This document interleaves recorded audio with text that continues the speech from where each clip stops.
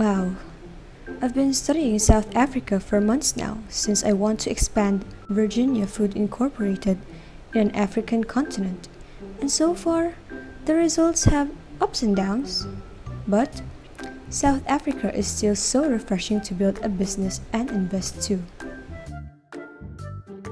I am glad I heard about this certain great South African consultant. Let me write an email to her.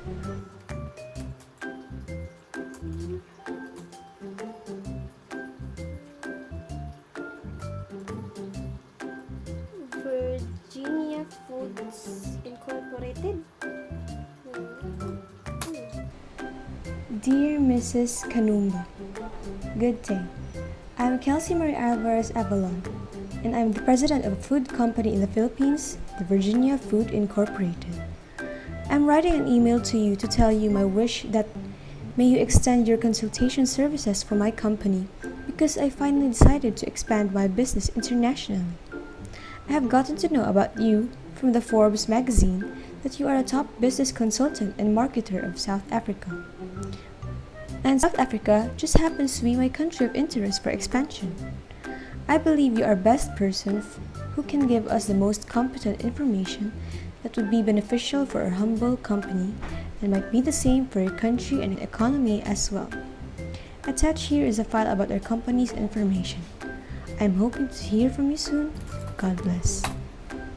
Hi, good morning, Mrs. Kanumba. Gawin mo ra. I am greatly honored to be endowed with your consultation service despite your hectic schedule. Well, I am Kelsy Marie Alvarez Avalon from Avalon Holdings Incorporated, and we have acquired and now own Virginia Food Incorporated. Our main office is in Cebu City, Philippines. Virginia Food Incorporated is engaged in manufacturing, distribution, and selling of processed meat products. We provide these products in the entire Philippines. A couple of years ago, we began expanding our company internationally into Filipino communities in UAE, Taiwan, Kuwait, Japan, and a few more. It is our company's vision to be a globally competitive food company providing consumer and industrial markets with value-laden quality products and services. Well, upon studying the economy of South Africa, I just thought that we might need to reach that country as well. Luckily, I stumbled upon your name and achievements as the best consultant and marketer of the same country in Forbes magazine. So, thank you so much, Miss Christine Joy Lanaban Kanumba, for allowing me to speak with you now online. Thank you. Actually, I am not a pure African. I am Asian. Yes. So I just came here in Africa to study their economy and their marketing strategy. And here I found my husband, and I am one of the animal sector here in South Africa, and we make sure that every imports are safe. So as I have made my research, you provide a good quality of meat in domestically. So we have no problem in that. May I know why did you consider expanding your business here in South Africa?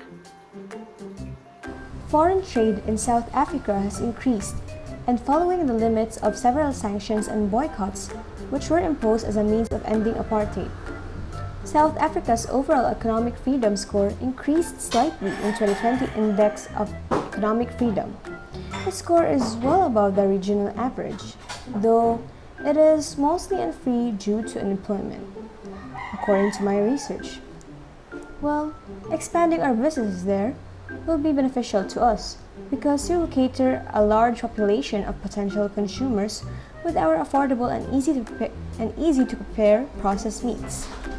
And it can be beneficial to South Africans in a way that we will be able to provide employment for them without discrimination. And that would be very helpful for their economy. The African Development Bank states that real GDP of South Africa grew at an estimated 0.7% in 2019, down from 0.8% in 2018, and is projected to rise to 1.1% in 2020 and 1.8% in 2021 amid domestic and global downside risks. This information only made my hopes rise that South Africa can bring potential benefits for our expansion. And this information also made me realize that I want to help the people and economy of South Africa. So that's it, miss. That's the reason why I wanted to expand to South Africa. Yeah, I agree with that. Actually, we are one of the developing countries recently. And to tell you honestly, we have a very high rate in terms of importation of meat products, both raw Oh, and really? processed. Wow. Mm-hmm.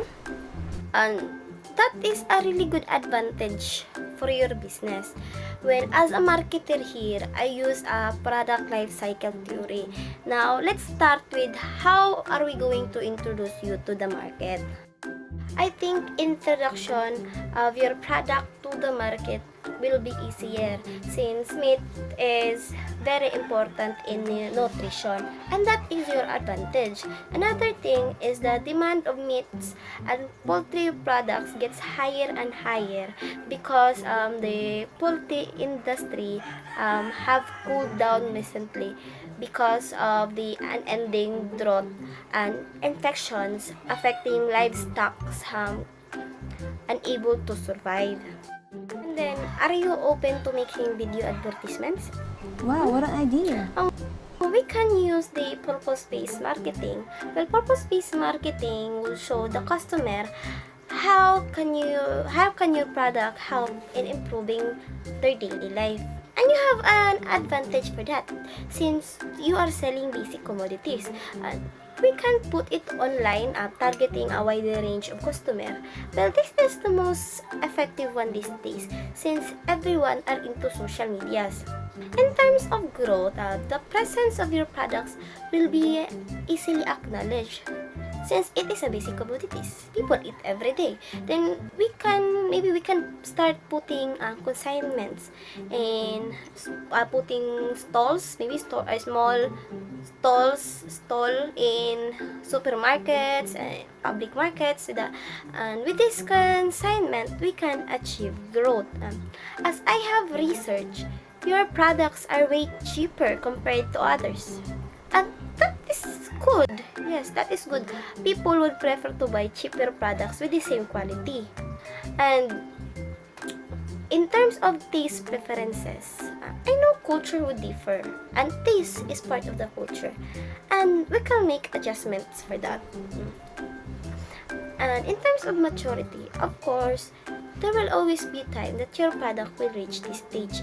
Maybe because the public want something new, or there will be new competitors coming in the market. If we reach this stage, I advise you to then make plan for something new, or something new that you can offer to the market. Maybe an improved packaging or a new flavors. And please don't let your product die. What I mean is that, like I said earlier, we will then start making something new for the customers. With this, we won't let people forget your brand. That's a helpful information. I was really glad to hear about your plan of expanding your business here in South Africa, because actually it is a very good idea for a relationship Yes. for the Philippines and for the South Africa. As I have heard, the Philippines continue to nurture its relations with South Africa since the establishment of diplomatic relations, and I believe that Philippines maintaining an embassy in Pretoria and South Africa having an embassy in Manila was due to Philippine and South Africa relations. And then, the Department of Foreign Affairs in the Philippines covered the news that Philippines and South Africa continue to pursue cooperation in trade, defense, science, and technology. So, in reviewing all these aspects, I really so believe that we have a history of good trade relationship. So, with this idea, I believe that this is going to be a good plan, and I am very excited for your business to start here in South Africa. Wow, that's really interesting. Wow, I have learned a lot from our session today, and I'm really happy that I reached out to you, and I'm very thankful that you have spared me your very hectic schedule. And now I can say that you are indeed a very great and helpful consultant.